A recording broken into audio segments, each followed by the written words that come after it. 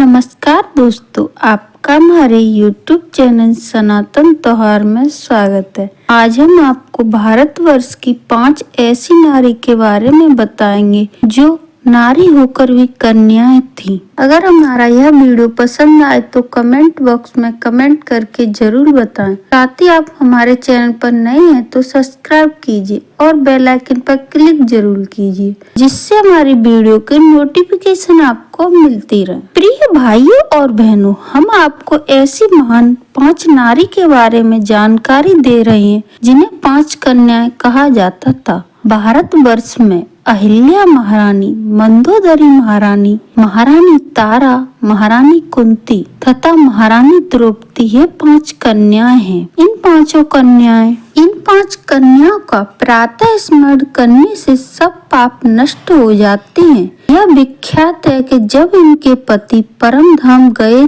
थे तो इनकी गणना कुंवारी कन्याओं में हुई थी, इसलिए इन 5 कन्याओं को पंचकन्या की पदवी प्राप्त हुई थी। मंदोदरी राजा रावण की पत्नी थी, महारानी तारा बाली की पत्नी थी, अहिल्या ऋषि गौतम की पत्नी थी तथा महारानी कुंती महाराज पांडु की पत्नी व रानी द्रौपदी 5 पांडवों की पत्नी थी। इनमें से महारानी मंदोदरी के पति रावण तथा महारानी तारा के पति बाली राक्षसी प्रवृत्ति के थे। भगवान विमुख और अभिमानी पुरुष भी थे। राजा रावण ने सीता हरण जैसा अपराध किया था। वहीं बाली ने अपनी अनुज सुग्रीव की पत्नी बलपूर्वक अपने घर में रख लिया था और भाई को मारकर अपने घर से निकाल दिया था। लेकिन इन दोनों की रानी मंदोदरी व रानी तारा बहुत ही धर्मात्मा और भगवान भक्त थी। दोनों ने अपने पति को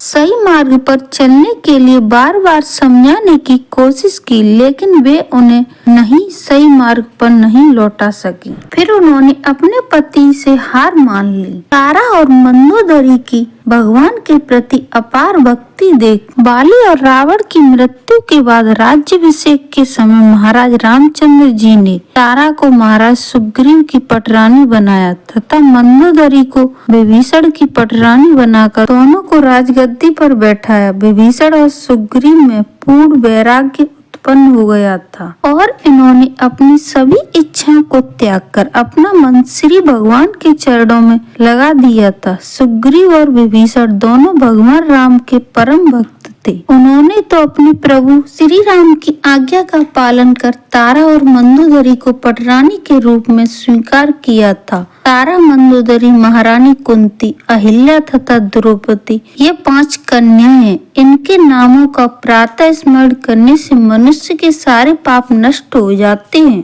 व्यास जी, अश्वत्थामा, हनुमान जी, बाली, विभीषण, परशुराम, कृपाचार्य और मार्कोंड जी ये सब चिरंजीवी महापुरुष हैं। इनका नाम लेने से मनुष्य की आयु बढ़ती है। बोलिए जय श्री राम की जय। धन्यवाद दोस्तों।